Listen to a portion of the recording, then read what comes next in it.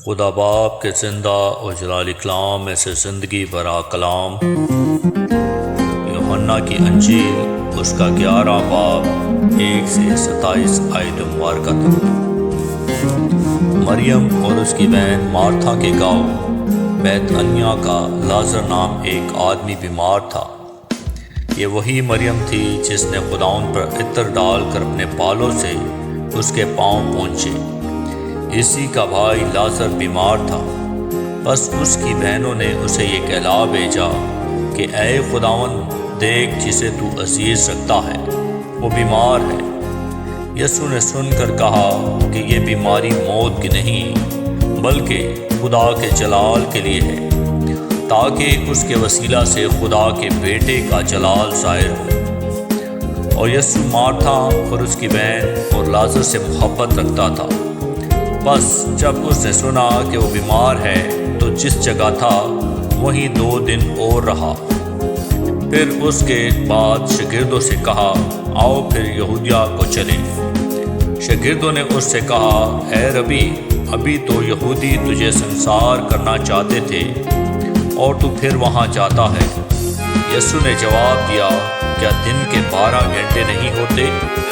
اگر کوئی دن کو چلے تو ٹھوکر نہیں کھاتا کیونکہ وہ دنیا کی روشنی دیکھتا ہے، لیکن اگر کوئی رات کو چلے تو ٹھوکر کھاتا ہے کیونکہ اس میں روشنی نہیں۔ اس نے یہ باتیں کہیں اور اس کے بعد ان سے کہنے لگا کہ ہمارا دوست لازر سو گیا ہے، لیکن میں اسے جگانے جاتا ہوں۔ بس شاگردوں نے اس سے کہا اے خداوند اگر سو گیا ہے تو بچ جائے گا۔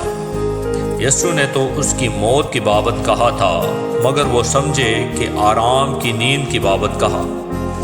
تب یسوع نے ان سے صاف کہہ دیا کہ لازر مر گیا، اور میں تمہارے سبب سے خوش ہوں کہ وہاں نہ تھا تاکہ تم ایمان لاؤ، لیکن آؤ ہم اس کے پاس چلیں۔